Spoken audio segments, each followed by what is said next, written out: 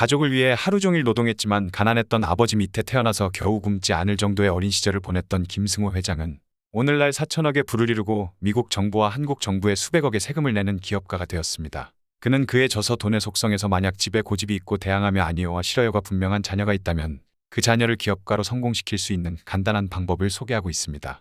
어려서부터 형식과 권위에 얽매이지 않고 저항하고 따지고 뻔뻔하고 당돌한 기질을 가진 자녀라면 그 아이가 훌륭한 기업가가 될 아이입니다. 그들은 자기 인생에 왜 영어가 필요하고 왜 수학이 필요한지 모를 뿐 필요하다고 느낀다면 대학을 간다고 할 것이고 무엇이든 필요하다고 느끼면 알아서 공부할 아이들입니다.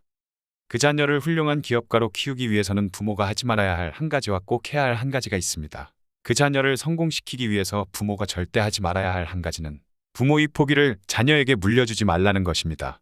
한국의 청년들은 창의적이며 뛰어난 실험 정신을 갖고 있음에도 불구하고 미국 나스닥 상장을 꿈꾸지 않고 건물주가 되는 꿈을 꾸고 있습니다. 그들에게 도전과 창업을 격려하고 실패를 두려워하지 않도록 가르치지 못한 부모와 사회의 책임입니다. 부모들은 자신의 실패를 교훈 삼아 오히려 자녀가 도전을 포기한 삶을 살기를 바라고 그래서 나온 대안이 결국 공부 잘해서 대기업에 취직하거나 전문직에 안착하는 것을 목표로 주는 것입니다. 젊은이가 마음먹으면 무엇을 할 수 있는지 어떤 가능성이 있는지 부모들은 짐작도 하지 못합니다. 이스라엘은 국가와 사회와 대학이 앞장서서 창업을 하겠다는 청년들을 적극 돕습니다. 이스라엘 청년들의 꿈은 미국 나스닥 상장이며 이미 나스닥에는 수도 없는 이스라엘 회사들이 상장하고 있습니다. 무려 40%의 회사가 이스라엘인 소유입니다. 이스라엘 사람들은 특이한 도전 정신을 후츠파 정신이라고 부르는데 후츠파란 뻔뻔하고 당돌하고 저돌적이고 도전적인 정신을 뜻합니다. 우리 집에 있는 내 아이와 딱 맞는 말이 아닙니까? 이런 아이에게 도전과 창업을 격려하고 실패를 두려워하지 않는 문화를 만들어주지 못했기에 유능하고 창의적인 아이들이 안정적인 공무원이나 교사가 꿈이 되어버린 것입니다. 만약에 이렇게 자식을 기업가로 응원하고 지원하는 부모가 당신의 부모였다면 당신도 지금 직장인이 아니라 그 회사 사장이 되지 않았겠습니까?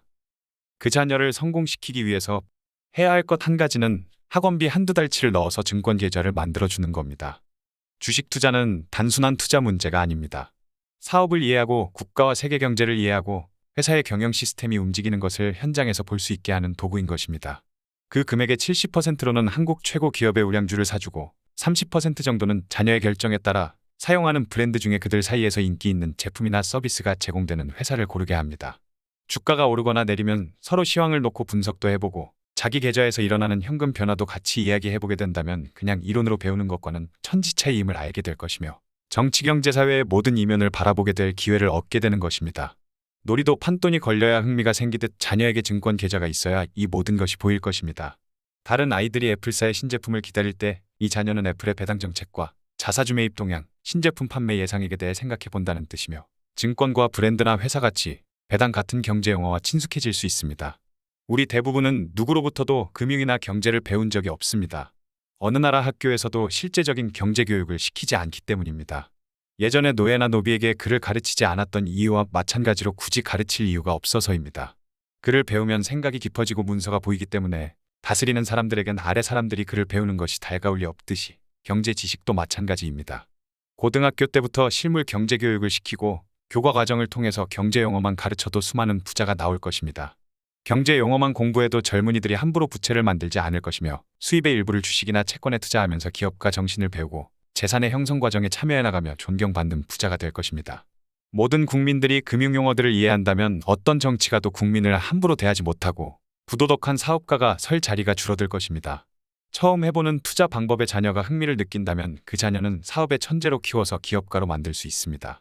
음악이나 운동 혹은 공부에만 천재가 있는 것이 아니라 사업도 가르치면 천재가 될 수 있습니다. 지금은 그 자녀가 공부를 그다지 좋아하지 않고 시키지 않으면 하지 않겠지만 기업과 창업에 관심이 생기면 그에 맞는 공부를 저절로 찾아서 하게 될 것입니다. 그러니 자식들의 이번 생일에는 기업가라고 적힌 근사한 명함을 선물해 주기 바랍니다. 명함을 가지면 아이는 단박에 어른이 됩니다. 저축과 투자 계좌를 만들어주고 듬뿍 격려를 하는 것만으로도 아이는 삶의 실체적 도전 정신을 가질 수 있습니다. 부모의 지지가 있다면 도전과 실패를 이어가면서 반드시 성공하게 될 것입니다.